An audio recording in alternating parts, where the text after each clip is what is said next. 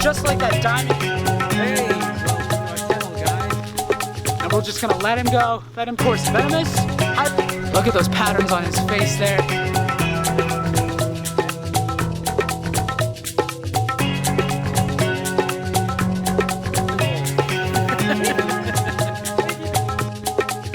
Awesome.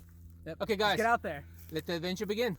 Hey, welcome to our channel, guys. We're so glad that you actually tuned in. This is the place to be. It's going to be exciting, and we're starting off with a bang today. We're going to look for some rattlesnakes, and I'm here with my buddy. This is Joe Hart. He's the man. Good day, guys. He's the guy who knows animals. He knows his reptiles. He's been picking up these things and reptiles since he was 7 years old. He's even gone to Australia just to get more of reptiles. He loves reptiles. I'm so amped for this today. It's a nice day. What they said the weather's going to be what today? 90 degrees. It's going to be hot outside. 90 degrees. Woo! But remember, those snakes don't, what did you say? They don't really come out when it's that hot. We've got to catch them before. We got to catch them before it's too hot. Yeah. Okay, guys, so before we kick off here, this is our first episode on this fantastic channel. There's going to be so much stuff here. We're going to deal with a lot of different reptiles. We're going to deal with a lot of snakes. There's even going to be a bit where I go to South Africa. I'm going to show you some of the poisonous snakes and some of the reptiles you get there. And then Joe and myself are also planning going there. And I actually got a buddy there that's at a game lodge, and he's a game ranger there. He's going to take us out into the wild, lions and lots of other stuff. But most important, I want this guy to see if he can handle a mamba. Yeah, a black mamba. Black mamba.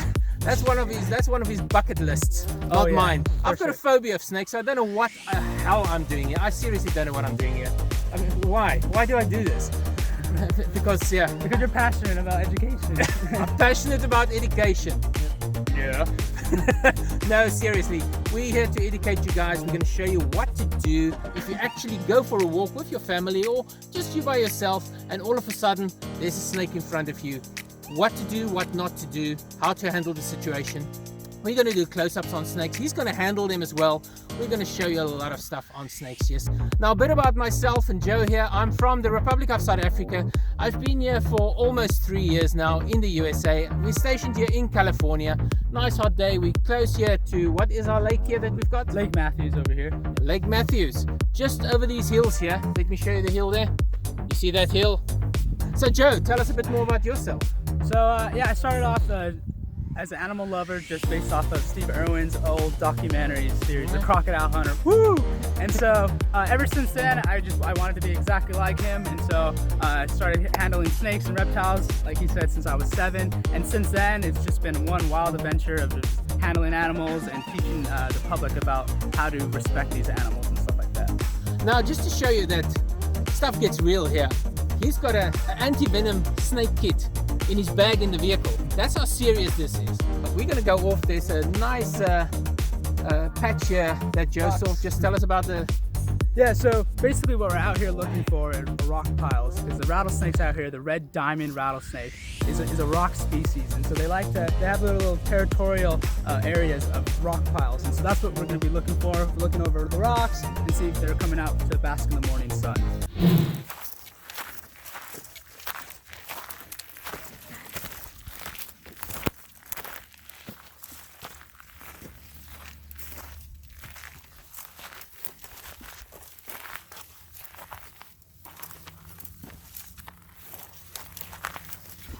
So at the moment, you'll be looking for something that's probably coiled up a little bit in the shade, half in the shade, half not in the shade.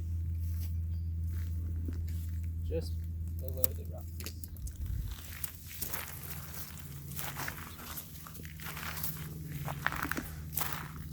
Okay guys, we've been looking around here. There's nothing here, so we're just going to move to a different location. The weather is actually picking up now. The heat is picking up, so it's becoming perfect weather now to get them. We're basically going into winter now, so we're trying to get them right before they go into brumation, right before they go into hibernation, or else we'd have to wait until springtime to find another snake. So hopefully we catch them just in the last week when it's super hot outside, before it cools down, before basically the winter season, so we don't have to wait until spring. Well, let's hope. It's a bit late in snake season and the temperature's not ideal, but we're gonna try our best to get you guys a snake. We've chosen prime habitat near a water resource, which is perfect for looking for snakes.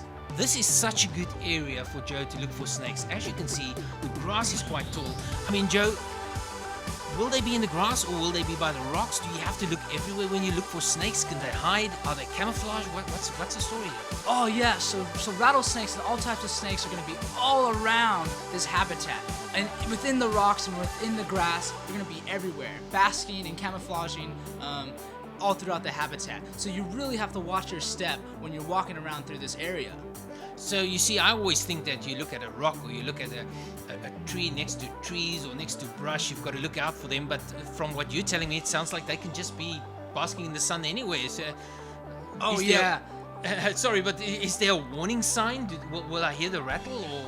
Yeah, so rattlesnakes do have a rattle, and most of the time they use that to scare away off predators and stuff like that, but not all the time do they use that rattle, so you really have to keep your wits about you, mate. Oh wow. So what specifically are you looking? Where are you going to look when you go onto the rocks? What are you going to look for here? Yeah, so here I'm really kind of looking for the shaded areas where the snakes are going to just curl up near the sun, under these rocks. That's where they'll be hiding. That's where they feel most protected. And then what will they come out in the afternoon when it's cooler, or is that it for a day, or are they sort of nocturnal? What's the story with rattlesnakes in that sense? When do they come out and when do they sleep? Yeah. So rattlesnakes are normally a nocturnal species, so they'll come out at night. But a lot of times, especially in the earlier season, in the earlier parts of the year, they'll come out in the morning, and that's because they're coming out, boosting the metabolism, looking for a mate. But we're also out here looking for all sorts of native snakes. So we might even find a diurnal species like a gopher snake. Oh, fantastic! I've actually never seen a gopher snake myself, so that would be awesome. Yeah, with a bit of luck, we'll find one. Okay, well, let's be careful. Let's see what happens.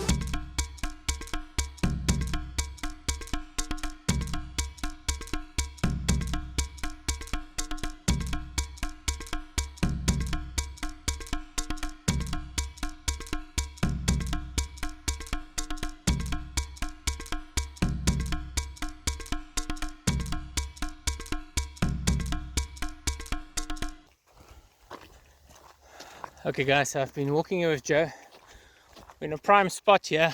We're just trying to find out if this time of the year. Yeah, hopefully they're still out. If not, mainly probably we're going to be finding are the neonates, the baby snakes that have just been born this year. The big adult snakes, they know that it's the end of the season. It's going to start cooling off, so they're already going to be hibernating or in brumation. But the baby snakes, they might still be out. So hopefully, with a bit of luck, we'll find some. Oh wow! So that's non-venomous species. Awesome. Okay guys, so we just stumbled upon a gopher snake here. Hey there, little buddy. So this guy is a non-venomous species of calibrid here that lives in SoCal, called the gopher snake.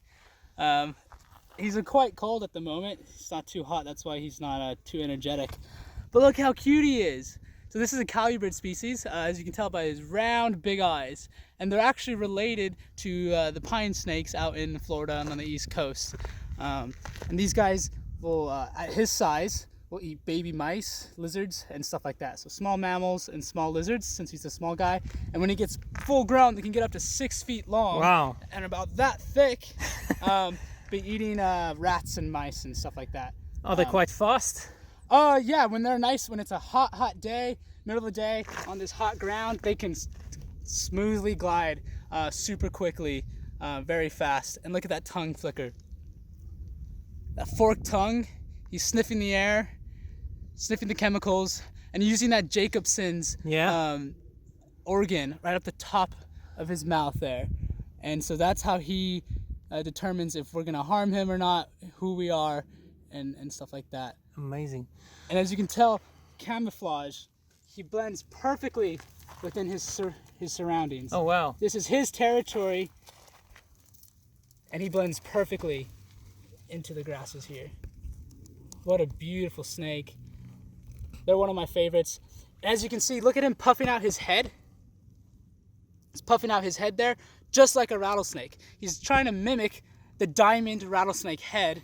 And that's what a lot of non-venomous species here in this area will do. They'll flat out their head like a diamond, like a rattlesnake, to mimic it. A lot of times. So we're in a very dry area here. I didn't see water around. Do they get their water from their prey? Exactly. So these, a lot of the snakes here, a lot of the reptiles here don't have to drink liquid water. They might do it in the rainy season. They might drink some rainwater, but throughout the dry parts of the year, they'll actually get all their moisture from their prey. So when they eat a mouse, when they eat a lizard, they're full of water, full of blood, and that's what they'll soak up for hydration. Wow. Yeah. Almost like a, I think they say tortoises keep their water in as well for a very long tortoises time. will eat the vegetation, which have moisture, and that's how they'll hydrate themselves. It's a beautiful snake. Yeah, very beautiful. Wow. Yeah. How often do they eat? Do you know? Or do they need to eat? So snakes, they don't have to eat on a regular basis like we do every day. Snakes can go actually months without eating. So a lot of times in captivity, you'll feed them once or twice a week. In the wild, they can do once every 2 weeks or even once a month. Oh, wow. Depending on the size of their meal and how old and young the snake is. Man, I wish I could do that. We Just get another close up there without it actually hurting itself on the camera here, because we are all for keeping our animals safe, and that's why we're doing this, to show you guys the beauty of the reptiles. See, not once it actually tried to have a go at Joe. He feels safe, not threatened. And I know that Joe told me previously as well, once he told me that he tries to handle them with care, then they won't strike at you. Normally if you use the tongs and things like that and you grip them too hard, then they will try and grab you. But as usual, it's always advisable to use the right safety precautions. How old do you reckon this one, roughly? So this guy was probably born in the spring. Oh, okay. Yeah, this one was born in the spring or summer months, and so this is his first year out here. Okay, you guys, so Joe's now gonna release it. All right, buddy, go back into the wild, back where you belong. And off it goes. Okay, guys, we had an exciting time going out to Lake Matthews. We were a little bit late in the season. Well, a little bit late. We were late in the season. We still tried our luck, and we got a nice snake. What was it, the gopher snake that we got? Beautiful gopher snake, that little neonate baby gopher snake on that first trip out there. Yeah, it was really, I remember it was a hot day, and we were early. The time was right, we were early enough, but it was just too hot and it was too late in the season anyway, so they already went into their burrows and started getting ready for hibernation, I guess. Yeah, right. So although it was really hot, and you think the heat is a great time to go looking for snakes, but it was really late in the season, and so like I said in that episode, that the adults are gonna go into hibernation at this time. It's late November, they're gonna be in hibernation, and so our best chances of finding a snake are gonna be those baby neonate snakes, and that's exactly what we found out there. You were spot on there. I just kept walking, and all of a sudden you said, "Hey, snake," and I'm like, "Oh, wow!" Right in front of us. I missed it. Yeah, almost stepped on him. Yeah, lying on the side of the road. So what we've done is we waited now. It's 2020. We're starting now with episode 2. We went to the Two Trees hiking trail, and we were really fortunate there. I mean, our timing was perfect. Oh yeah, we came right at the beginning of snake season, right when it's spring, right when the snakes are gonna come out, ready to bask out in the sun, looking for mates, looking for food, and that's exactly what we saw. I mean, we came across 3 snakes that day. Yeah, that was awesome. Yeah. And it was hot. We were walking around for almost 3 hours looking for a snake. And then the next thing is, we almost stepped on it by accident because it came out behind us. We were busy with a snake that's been beheaded, which is so unfortunate, and we did a segment on that. And then all of a sudden this massive rattlesnake came out behind us, and just stay tuned and have a look at that. There's a bird here that's having something to say as well. and he's doing a dance for us. Oh yeah. So I was standing there, I was looking at the camera, talking about how you shouldn't kill snakes, and then right behind me comes this big red diamondback rattlesnake. Oh, crikey, he just came up right behind me, almost bit me on my leg. it was quite an experience. We didn't stage that. It was again, one hell of an adventure. You gotta love it. And just have a look. It's a crazy scene. I can't describe it. When you look around for 3 hours trying to find a snake, and then it nearly just comes up behind me and bites me on my butt. That's how crazy it was. So you really gotta stay tuned and you really gotta watch this episode. It looks staged even. I mean, it's not staged. That's how crazy the scene is. You just have to see it. This is perfect footage.